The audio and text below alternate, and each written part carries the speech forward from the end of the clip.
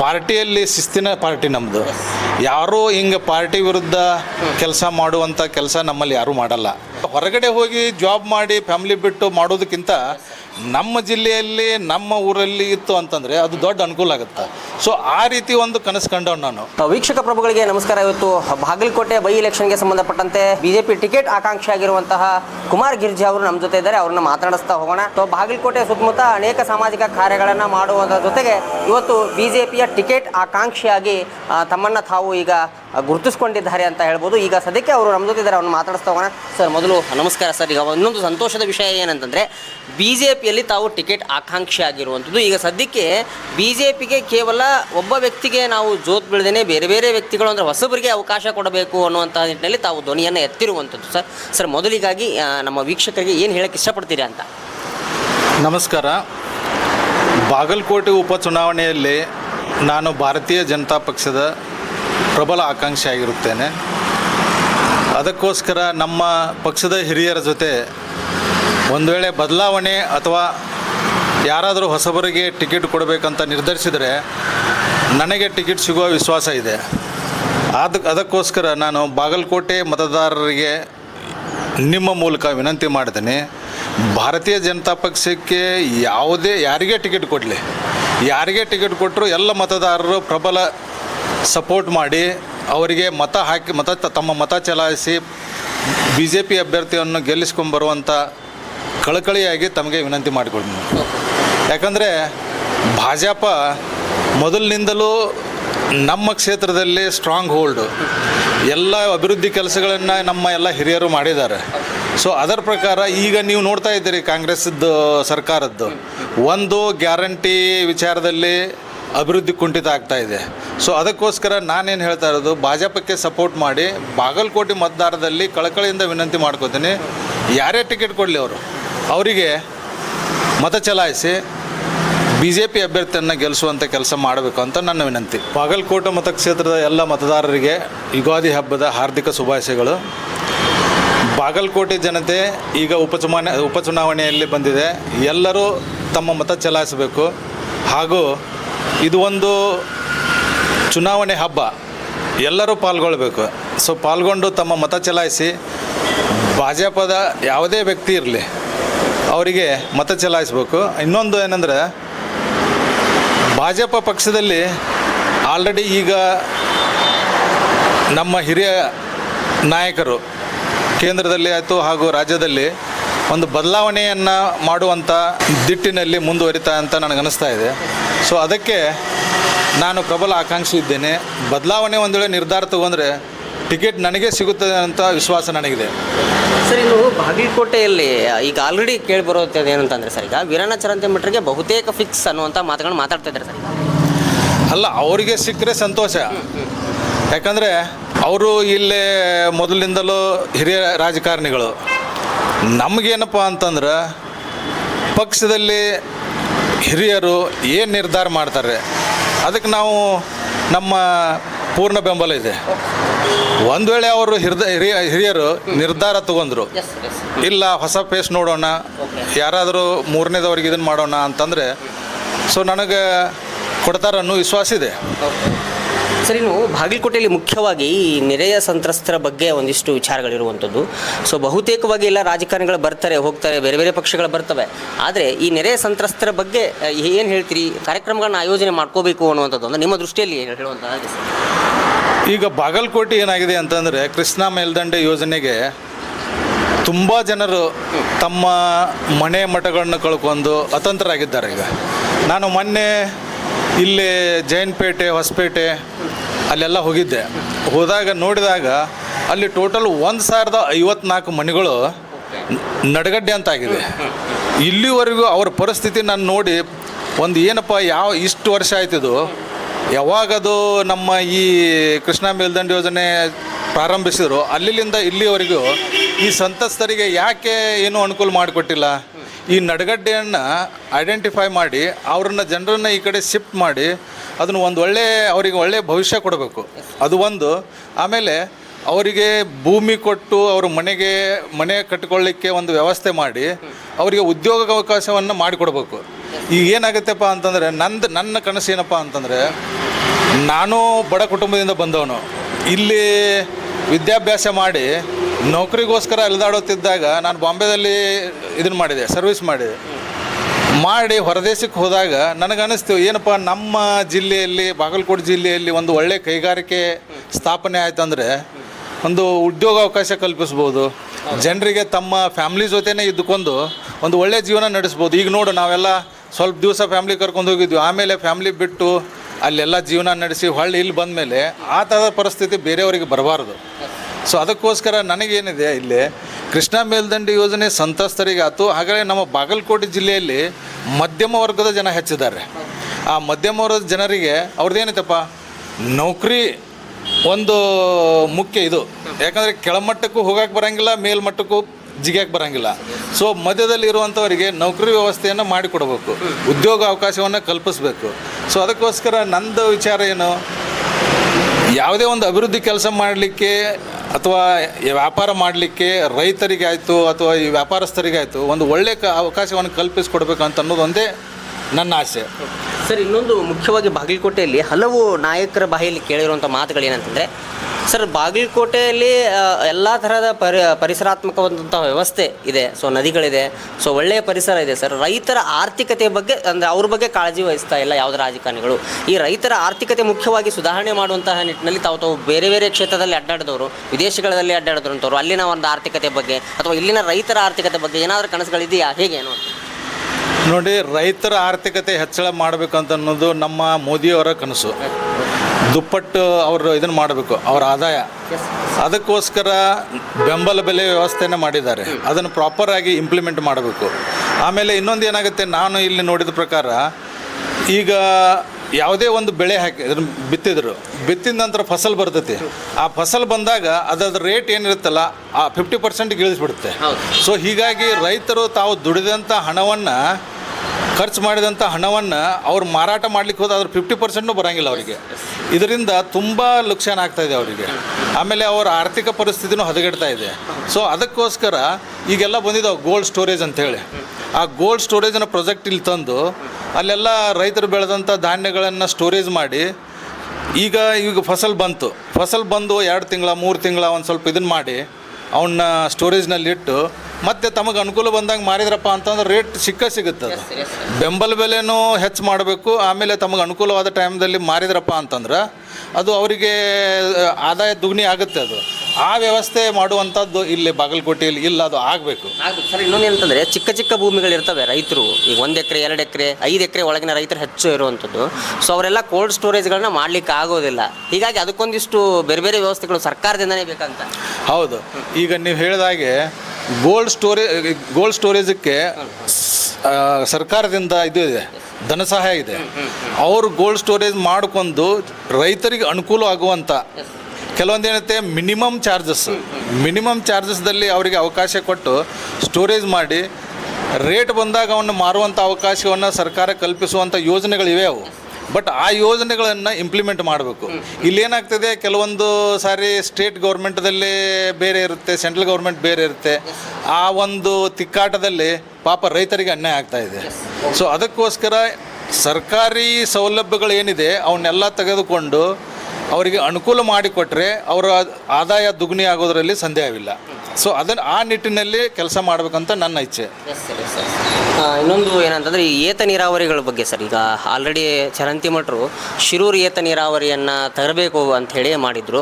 So ಬೇಗ ಈ ಏತ ನೀರಾವರಿಗಳು ಬರಬೇಕು. ಈ ಶಿರೂರಿನ ಭಾಗ, ಈ ಗುಳೇದಗುಡ್ಡ ಇಂತಲ್ಲೆಲ್ಲ ಈ ಭಾಗಗಳಲ್ಲಿ ಹೆಚ್ಚು ನೀರಾವರಿ ಒಂದು ಸೌಲಭ್ಯ ಆದರೆ ಇನ್ನೂ ಒಳ್ಳೆಯದು ಕ್ಷೇತ್ರಕ್ಕೆ. ಆ ನಿಟ್ಟಿನಲ್ಲಿ ಶಾಸಕರು ಅಂತ ಈ ಬರುವ ಶಾಸಕರು ಯಾರೇ ಬರಲಿ, ನೀವು ಆಗಿರ್ಬೋದು ಅಥವಾ ಮಗದೊಬ್ಬರಾಗಿರ್ಬೋದು, ಸೊ ಹೆಚ್ಚು ರೈತರ ಬಗ್ಗೆ ಹೆಚ್ಚು ಒತ್ತು ಕೊಡಬೇಕು ಅನ್ನೋಂಥದ್ದು ಇಲ್ಲಿನ ಜನರ ಒತ್ತಾಯ ಸರ್.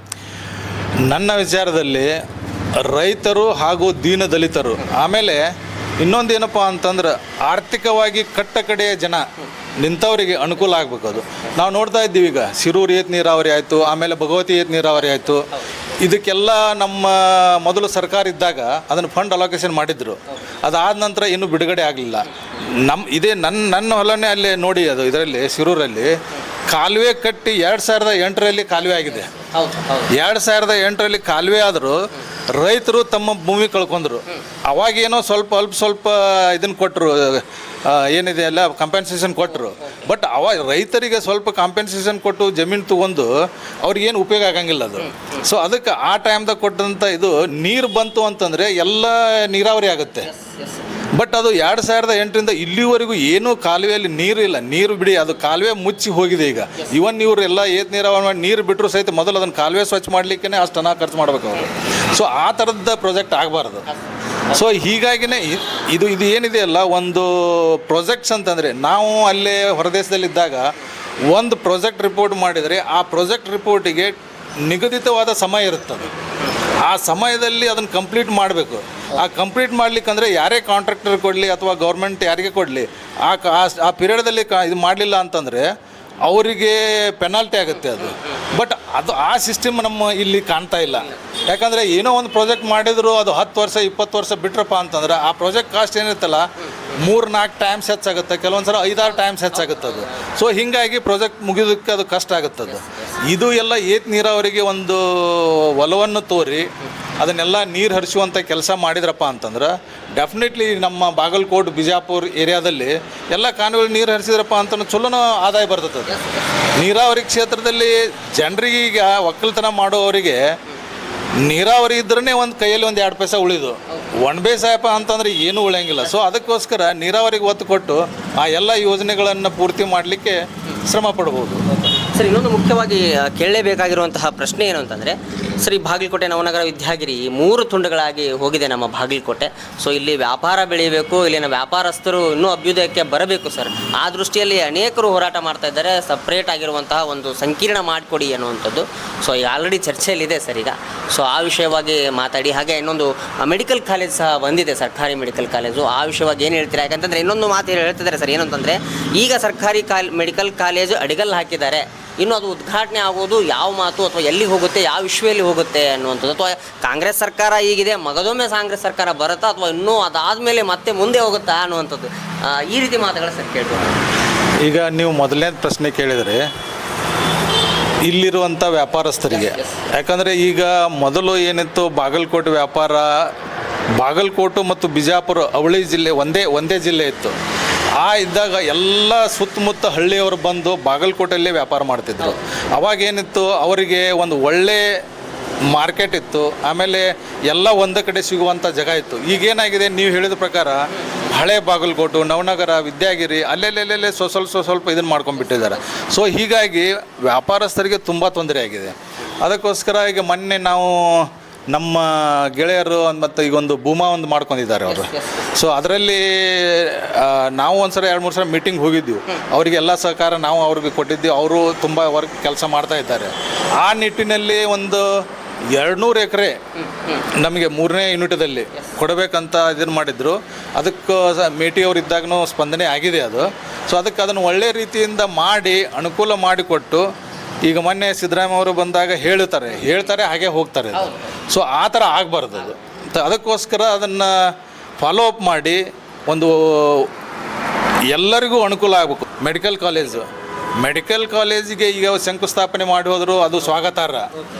ಇನ್ನು ಮುಂದೆ ಏನಿದೆ ಅಲ್ಲ, ಅದನ್ನು ಎಕ್ಸಿಕ್ಯೂಟ್ ಮಾಡೋದು ಒಂದು ದೊಡ್ಡ ಸಮಸ್ಯೆ ಈಗ. ಯಾಕಂದರೆ ನಾವು ನೋಡ್ತಾ ಇದ್ದೀವಿ, ಶಂಕುಸ್ಥಾಪನೆ ಮಾಡಿದ ನಂತರ 10 ವರ್ಷ 5 ವರ್ಷ ಹಿಂಗೆ ಟೈಮ್ ತೊಗೊತಾರೆ. ಸೊ ಅದಕ್ಕೆ ಬಜೆಟಿನ ಅನುಕೂಲ ಇಡಬೇಕು, ಅದೇ ರೀತಿ ಸ್ಟಾಫ್ ಬೇಕು, ಆ ಮ್ಯಾನೇಜ್ಮೆಂಟ್ ಮಾಡಲಿಕ್ಕೆ ಅದರಂತೆ ಆದ ಒಂದು ಆಡಳಿತ ಮಂಡಳಿ ಬೇಕು. ಸೊ ಇದನ್ನೆಲ್ಲ ನೋಡಿದರೆ ಇದು ಏನೋ ಆಯ್ತಪ್ಪ, ಈಗ ಮರು ಎಲೆಕ್ಷನ್ ಇದೆ, ಆ ಟೈಮ್ ಶಂಕುಸ್ಥಾಪನೆ ಮಾಡಿ ಬಿಟ್ಟಿವಪ್ಪ ಅಂದ್ರೆ ನಮಗೆ ಅನುಕೂಲ ಆಗುತ್ತೆ ಅನ್ನೋ ಒಂದು ದೃಷ್ಟಿಯಿಂದ ಮಾಡಿದ್ದಾರೆ. ಅದು ಆ ರೀತಿ ಆಗಬಾರ್ದು. ಅದನ್ನು ಫಾಲೋ ಅಪ್ ಮಾಡಿ ಅದಕ್ಕೆ ಬಜೆಟ್ ಸ್ಯಾಂಕ್ಷನ್ ಮಾಡಿಸಿ ಮುಂದೆ ಇದು ಒಳ್ಳೆ ರೀತಿಯಾಗಿ ಬೇಗ ಉದ್ಘಾಟನೆ ಆಗಬೇಕು. ಆಮೇಲೆ ಏನಾಗುತ್ತೆ ಅಂತಂದರೆ, ಇದು ಒಂದು ನಮಗೆ ಇಲ್ಲಿ ಮೆಡಿಕಲ್ ಕಾಲೇಜ್ ಹೇಗಾಗಿದೆ ಹಾಗೆ ಸರ್ಕಾರಿ ಇಂಜಿನಿಯರಿಂಗ್ ಕಾಲೇಜ್ ಆಗಬೇಕು. ಯಾಕಂದರೆ ಈಗ ಮೆಡಿಕಲ್ ಕಾಲೇಜ್ ಆಯಿತು, ಅದರಲ್ಲಿ ಅಟ್ಲೀಸ್ಟ್ ಒಂದು 200-300 ಜನ ಕೆಲಸಕ್ಕೆ ಉದ್ಯೋಗ ಸಿಗುತ್ತೆ ಅವರಿಗೆ. ಅದೇ ರೀತಿ ಸರ್ಕಾರಿ ಇಂಜಿನಿಯರಿಂಗ್ ಕಾಲೇಜ್ ಆಯಿತು ಅಂತಂದರೆ ಎಲ್ಲ ಮಕ್ಕಳಿಗೆ, ನಮ್ಮ ಕಡೆಯಿಂದ ಜನ ನೋಡ್ರಿ ಈಗ ಎಲ್ಲ ಕಡೆ ಹೋಗ್ತಾರೆ. ಮೆಜಾರಿಟಿ ವಿದ್ಯಾರ್ಥಿಗಳು ಏನಿದಾರಲ್ಲ ಇಂಜಿನಿಯರಿಂಗ್ ಕಾಲೇಜ್ಗೆ ಹೋಗ್ತಾರೆ. ಯಾಕಂದರೆ ನೀಟ್ ಪಾಸ್ ಆಗಿ ಅಲ್ಲಿ ಹೋಗೋದು ಕೆಲವೊಂದು ಜನ ಹೋಗ್ತಾರೆ, ರಿಸ್ಟ್ರಿಕ್ಟೆಡ್ ಇದೆ ಅದು. ಬಟ್ ಇಂಜಿನಿಯರಿಂಗಿಗೆ ತುಂಬ ಜನ ಹೋಗ್ತಾರೆ. ಸೊ ಅದಕ್ಕೆ ಸರ್ಕಾರಿ ಇಂಜಿನಿಯರಿಂಗ್ ಕಾಲೇಜ್ ಆಗಬೇಕು ಅನ್ನೋದು ನಂದು ಇಚ್ಛೆ ಬಾಗಲಕೋಟೆಗೆ. ಒಂದು ಅಂದರೆ ಹೊಸ ಒಂದು ಘೋಷಣೆ ಥರ ಹೊಸ ಒಂದು ಅಪ್ರೋಚ್ ಮಾಡಿರುವಂಥದ್ದು ಸರ್. ಮತ್ತೆ ಹೇಳಿ, ಈಗ ಬಾಗಲಕೋಟೆಯಲ್ಲಿ ಏನಾದರೂ ಕನಸುಗಳು ಇದೆಯಾ ನಿಮ್ಮವೇ ಆದಂತಹ ಕನಸುಗಳು, ಹೀಗೆ ಮಾಡಬೇಕು ಬಾಗಲಕೋಟೆಯಲ್ಲಿ? ಬಾಗಲಕೋಟೆ ನೋಡ್ರಿ, ನಮ್ಮದು ಬಾಗಲಕೋಟೆ ಮತಕ್ಷೇತ್ರ ಏನೈತಲ್ಲ, ನೈಸರ್ಗಿಕ ಸಂಪತ್ತು ಉಳ್ಳದು ಇದು ಏರಿಯಾ. ಇಲ್ಲಿ ನಿಮಗೆ ಡೋಲೋಮೈಟ್ಸ್ ಆಯಿತು, ಇದು ಮೈನಿಂಗ್ಸ್ ವಿಷಯದಲ್ಲಿ ತುಂಬ ಇದು ಇದೆ, ಖನಿಜ ಪದಾರ್ಥಗಳಿದೆ. ಸೊ ಅದನ್ನು ಉಪಯೋಗ ಮಾಡಿಕೊಂಡು ಇಲ್ಲಿ ಒಂದು ಒಳ್ಳೆಯ ಕೈಗಾರಿಕೆ ಆಗಬೇಕು. ನಾವು ಮೊದಲು ಯಾವಾಗ ಒಂದು ಇಂಜಿನಿಯರಿಂಗ್ ಟೈಮ್ದಾಗ ಇಲ್ಲೇನೋ ಸ್ಟೀಲ್ ಪ್ಲ್ಯಾಂಟ್ ಮಾಡಬೇಕು ಅಂಥೇಳಿ ಒಂದು ಪ್ರಪೋಸಲ್ ಇತ್ತು. ಸೊ ಅದಕ್ಕೆ 350 ಎಕರೆ ನಮ್ಮ ಶಿರೂರು ಗುಡ್ಡದಲ್ಲೇ ಅದು ಇದನ್ನು ಮಾಡಿದ್ರು. ಅದು 350 ಎಕರೆ ಹಿಂಗೆ ತೊಗೊಂಡು ಲಕ್ಷ್ಮೀ ಮಿತ್ತಲ್ ಅವ್ರದ್ದೇನೋ ಒಂದು ಇಲ್ಲೊಂದು ಬ್ರ್ಯಾಂಚ್ ಮಾಡಬೇಕು ಅಂಥೇಳಿ ಒಂದು ಪ್ರಾಜೆಕ್ಟ್ ಇತ್ತು. ಬಟ್ ಅದಕ್ಕೆ ಸರ್ಕಾರ ಆಯಿತು, ಆಮೇಲೆ ಒಂದು ಸ್ವಲ್ಪ ಜನಪ್ರತಿನಿಧಿಗಳ ಸ್ಪಂದನೆ ಸಿಗಲಿಲ್ಲ ಅದಕ್ಕೆ. ಸೊ ಅದಕ್ಕೋಸ್ಕರ ಆ ಪ್ರಾಜೆಕ್ಟ್ ನಿಂತು ಹೋಯ್ತದು. ಸೊ ಅದಕ್ಕೆ ನಮ್ಮಲ್ಲಿರುವಂಥ ನೈಸರ್ಗಿಕ ಸಂಪತ್ತನ್ನು ಉಪಯೋಗಿಸ್ಕೊಂಡು ಸ್ಟೀಲ್ ಪ್ಲ್ಯಾಂಟ್ ಆತಪ್ಪ ಅಂತಂದರೆ ಜನಗಳಿಗೆ ಉದ್ಯೋಗ ಸಿಗುತ್ತೆ, ಆಮೇಲೆ ಜನಜೀವನದ ಶೈಲಿ ಹೆಚ್ಚಾಗುತ್ತೆ, ಆಮೇಲೆ ಜನಕ್ಕೆ ಹೌದಪ್ಪ ನಮ್ಮಲ್ಲಿ ಪ್ಲ್ಯಾಂಟ್ ಇದೆ ಅಂತಂದು ನಾ ಹೇಳಿದ್ನಲ್ಲ, ಈಗ ಸರ್ಕಾರಿ ಇಂಜಿನಿಯರಿಂಗ್ ಕಾಲೇಜ್ ಮಾಡಿದ್ರಪ್ಪ ಅಂದ್ರೆ ಅದರ ವಿದ್ಯಾರ್ಥಿಗಳು ಇಲ್ಲೇ ವರ್ಕ್ ಮಾಡುತ್ತಾರೆ. ನಂದೇನಪ್ಪ ಅಂದ್ರೆ ಹೊರಗಡೆ ಹೋಗಿ ಜಾಬ್ ಮಾಡಿ ಫ್ಯಾಮಿಲಿ ಬಿಟ್ಟು ಮಾಡೋದಕ್ಕಿಂತ ನಮ್ಮ ಜಿಲ್ಲೆಯಲ್ಲಿ ನಮ್ಮ ಊರಲ್ಲಿ ಇತ್ತು ಅಂತಂದರೆ ಅದು ದೊಡ್ಡ ಅನುಕೂಲ ಆಗುತ್ತೆ. ಸೊ ಆ ರೀತಿ ಒಂದು ಕನಸು ಕಂಡವ್ ನಾನು. ಮುಖ್ಯವಾಗಿ ನೀವು ಆಗಲೇ ಹೇಳಿದ ಹಾಗೆ ಇಲ್ಲೇ ನಮಗೆ ಉದ್ಯೋಗ ಸೃಷ್ಟಿಯಾಗಬೇಕು, ಇಲ್ಲೇ ಇಂಡಸ್ಟ್ರಿಗಳಾಗಬೇಕು. ಯಾಕಂದರೆ ಬರುವ ಎಲ್ಲ ಬಾಗಲಕೋಟೆಗೆ ಬರುವಂತಹ ರಾಜಕಾರಣಿಗಳು ಇದೇ ಮಾತುಗಳನ್ನು ಹೇಳ್ತಾರೆ, ಆದರೆ ಅವರಿಗೆ ಸರಿಯಾದಂತಹ ಅಧಿಕಾರ ಸಿಗುತ್ತೋ ಇಲ್ಲೋ ಗೊತ್ತಿಲ್ಲ, ಮತ್ತೆ ಮರೆತು ಬಿಡ್ತಾರೆ. ಸೊ ತಾವು ಆ ಒಂದು ವಿಷಯವನ್ನು ಸರಿಯಾಗಿ ಮನದಟ್ಟು ಮಾಡಿಸಿದ್ರಿ ಸರ್ ಅನ್ನುವಂಥದ್ದು. ಇನ್ನು BJPಯ ಆಕಾಂಕ್ಷಿಗಳಾಗಿ ಅನೇಕ ಆಕಾಂಕ್ಷಿಗಳು BJPಯಿಂದನೂ ಸಹ ಇದ್ದಾರೆ, ತಾವು ಸಹ ಆಕಾಂಕ್ಷಿ. ಸೊ ಎಲ್ಲೋ ಒಂದು ಕಡೆ BJPಯ ಆಕಾಂಕ್ಷಿಗಳು ಏನಿದ್ದೀರಲ್ಲ, ಅಂದರೆ BJPಯ ಕಾರ್ಯಕರ್ತರು ಈ ವೀರಣ್ಣ ಚರಂತಿಮಠರಿಗೂ ಅಥವಾ ಸಂಧಾನ ಮಾಡುವಂತಹ ಪ್ರಯತ್ನ, ಪೂಜಾರವನ್ನು ಸಂಧಾನ ಮಾಡುವಂತಹ ಪ್ರಯತ್ನ, ಈ ಥರ ಒಂದಿಷ್ಟು ಮಾತುಗಳು ಸಹ ಕೇಳಿ ಬರ್ತಾ ಇವೆ. ಒಟ್ಟಿನಲ್ಲಿ ತಮ್ಮ ನಿಲುವೇನು BJPಯ ಪರವಾಗಿ ಅಥವಾ BJPಯಲ್ಲಿ ಇದ್ದುಕೊಂಡು ಏನು ತಮ್ಮ ಮುಂದಿನ ಒಂದು ಚಲನೆ ಏನು ಅನ್ನುವಂಥದ್ದು? ನೋಡಿ, ನಾನು ಭಾರತೀಯ ಜನತಾ ಪಾರ್ಟಿಯ ಶಿಸ್ತಿನ ಸಿಪಾಯಿ. ಓಕೆ, ಪಕ್ಷ ನನಗೆ ಅವಕಾಶ ಕೊಟ್ಟಲ್ಲಿ ಪ್ರಾಮಾಣಿಕವಾಗಿ ಕೆಲಸ ಮಾಡ್ತೀನಿ. ಆಮೇಲೆ ಪಕ್ಷದ ಹಿರಿಯರು ಏನು ತೀರ್ಮಾನ ಮಾಡ್ತಾರೆ ಆ ತೀರ್ಮಾನಕ್ಕೆ ನಾವೆಲ್ಲರೂ ಬದ್ಧ. ನಮ್ಮ ಪಕ್ಷದಲ್ಲಿ ಹಿರಿಯರಿದ್ದಾರೆ ಅವರೆಲ್ಲ. ಸೊ ಅವರಿಗೆ ನಾವು ಹೇಳುವಂಥದ್ದಿಲ್ಲ, ಯಾಕಂದರೆ ನಮ್ಮ ಪಕ್ಷದ ಹಿರಿಯರು ಕರೆಸಿ ಅವರಿಗೆಲ್ಲ ಏನು ಹೇಳಬೇಕು, ಅವ್ರದ್ದು ಯಾವ ರೀತಿ ಹೊಂದಾಣಿಕೆ ಒಂದು ಮಾಡ್ಕೊಂಡು ಹೋಗಬೇಕು ಅಂತನ್ನುವಂಥ ವಿಷಯ ಆಲ್ರೆಡಿ ಅವ್ರಿಗೆ ಬಿಟ್ಟಿದ್ದದು. ಅವರೆಲ್ಲ ಈಗ ಚರ್ಚೆ ನಡೀತಾ ಇದೆ, ಆಗಿದೆ, ಎಲ್ಲ ಆಗಿದೆ.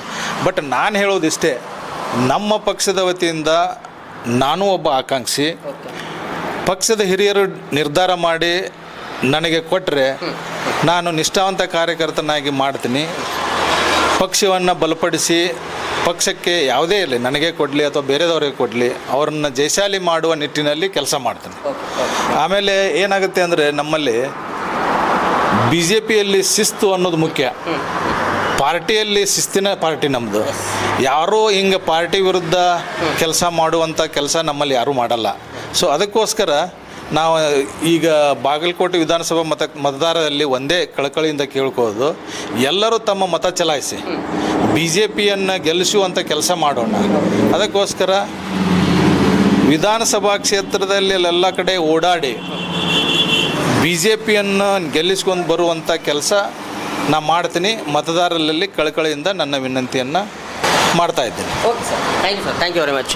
ಇದಿಷ್ಟು ಕುಮಾರ್ ಗಿರ್ಜಾ ಅವರ ಮಾತುಗಳಾಗಿತ್ತು. ಅಥವಾ ಬಾಗಲಕೋಟೆಯಲ್ಲಿ ಬೈ ಇಲೆಕ್ಷನ್ ಏನು ನಡೆಯುತ್ತೆ, ಇಲ್ಲಿ ಸಾಕಷ್ಟು ಪೈಪೋಟಿ ಇರುವಂಥದ್ದು. ಸೊ ಈತನ ಮಧ್ಯೆ ಅನೇಕ ಈ ಯುವ ಮನಸ್ಸುಗಳು BJPಯಲ್ಲಿದೆ. ಸೊ ಈಗ BJP ಶಿಸ್ತಿನ ಪಾರ್ಟಿ, ಹೀಗಾಗಿ BJPಯಲ್ಲಿ ಯಾರೇ ಟಿಕೆಟ್ ಕೊಟ್ಟರು ನಾವು ಅವರ ಪರವಾಗಿ ಕೆಲಸವನ್ನು ಮಾಡ್ತೇವೆ, ಈ ಶಿಸ್ತನ್ನು ಕಾಯ್ದುಕೊಳ್ತೇವೆ ಅಂತ ಹೇಳಿ ಕುಮಾರ್ ಗಿರ್ಜಾ ಅವರು ಮಾತನಾಡಿರುವಂಥದ್ದು. ಮತ್ತು ವಿಭಿನ್ನವಾಗಿರುವಂತಹ ಒಂದು ಸಂದರ್ಶನದೊಂದಿಗೆ ಮತ್ತೆ ಬರ್ತೀನಿ. ಅಲ್ಲಿವರೆಗೂ ನಮಸ್ಕಾರ, ಒಂದೇ ಮಾತರಂ.